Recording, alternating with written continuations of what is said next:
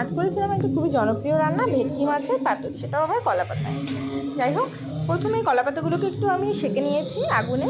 তারপর একটা এদিকে পেস্ট বানিয়ে নিচ্ছি কাজু, সর্ষে এবং কাঁচা লঙ্কার। আর এদিকে নুন আর লেবু দিয়ে মাছগুলোকে খুব ভালো করে ম্যারিনেট করে কিছুক্ষণ রেখে দিলাম। তারপর সেই মাছগুলোর মধ্যে সেই পেস্টটা দিয়ে খুব ভালো করে মেখে নিয়েছি, কিছুক্ষণ মেখে রেখে দিতে হবে, কারণ তারপরে একটু হলুদ গুঁড়ো দিয়ে দিয়েছিলাম তার মধ্যে।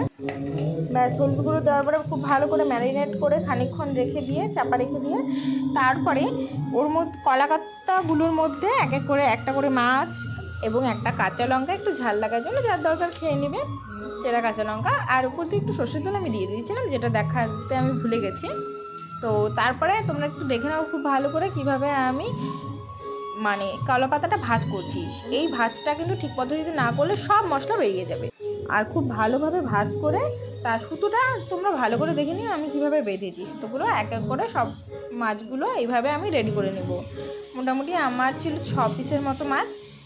সেই মাছগুলোকে আমি রেডি করে নিলাম এক এক করে।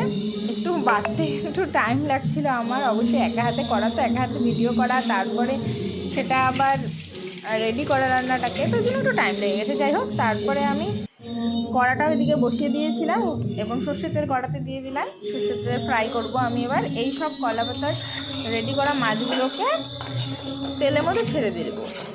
ছেড়ে দিয়ে প্লাস কিছুক্ষণ, মোটামুটি ওই 10 থেকে 15 মিনিটের মতো আমার লেগেছে, কিন্তু সবগুলো রেডি করতে আমার এক খোলাতেই হয়ে গেছিলো। সবগুলো এপিট ওপিট খুব ভালো করে সেঁকে নেবো একদম, যতক্ষণ না কলা পাতাগুলো নরম। আর আপনারা বুঝতেই পারবেন যে মাছগুলো যখন হয়ে একটু আমার লাল লাল হয়ে গেছে, তখন মাছগুলো হয়ে যাবে রেডি। ব্যাস, আমি নামিয়ে নিলাম এবং নামানোর পরে একটু করে আমি আপনাদেরকে খুলে দেখাবো। এত টেস্টি হয়েছিল রান্নাটা, এটা অসাধারণ। মানে আমরা বলছিলাম যে আর কটা কেন বানালাম না, এরকম টাইপের ব্যাপার হয়ে গেছিলো একটা।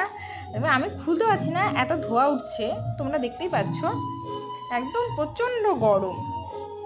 দেখবে এখন এই যে দেখতে পাচ্ছেন আপনারা যে ধোয়া বেরোচ্ছে।